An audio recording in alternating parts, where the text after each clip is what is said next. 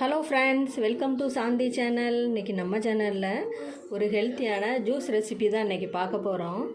இன்றைக்கி மாதுளை ஜூஸ் எப்படி செய்யலான்னு நம்ம இன்றைக்கி பார்க்கலாம். அதுக்கு முன்னால் நம்ம இந்த மாதுளம்பழத்தினுடைய ஒரு சில நன்மைகளை நம்ம பார்த்துக்கலாம்.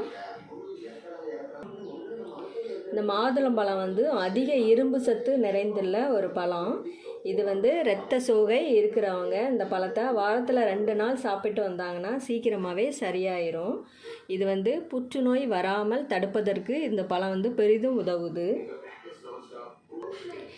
கருத்தரித்த பெண்கள் அவசியம் சாப்பிட வேண்டிய பழம் இந்த பழம். இது கருத்தரித்த பெண்களுக்கு ஏற்படக்கூடிய குமட்டல் உணர்வு, வாந்தி உணர்வு இதெல்லாம் வராமல் தடுக்க இது பெரிதும் உதவுது.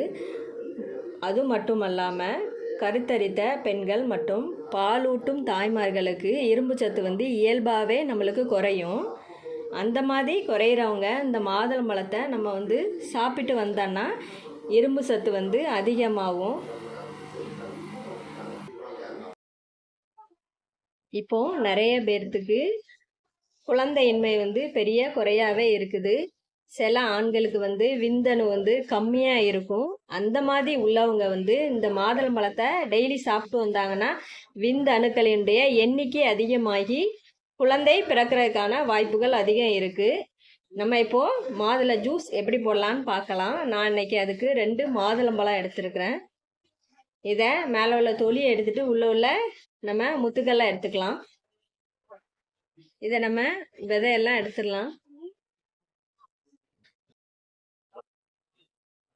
இந்த மாதுளம்பழத்தினுடைய நம்ம தொலியை தூக்கி தூர போடாமல் இதை நம்ம ஜூஸ் போட்டு குடித்தோன்னா குடல் புண்ணு உள்ளவங்களுக்கு நல்லா கேட்கும். இது செடிக்கு உரமாகவும் நம்ம போட்டுக்கலாம். செடி நல்லா வளரும். இது எல்லாத்தையும் நம்ம பிச்சு எடுத்தாச்சு. இதை நம்ம மிக்ஸி ஜாரில் மாற்றிக்கலாம்.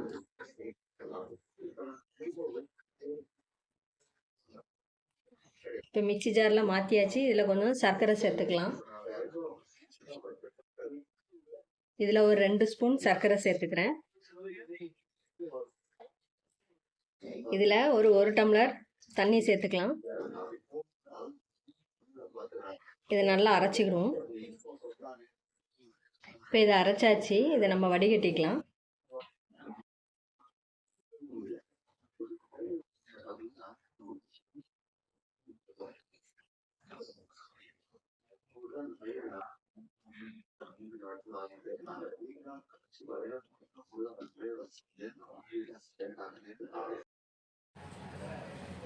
இதை வடிகட்டியாச்சு.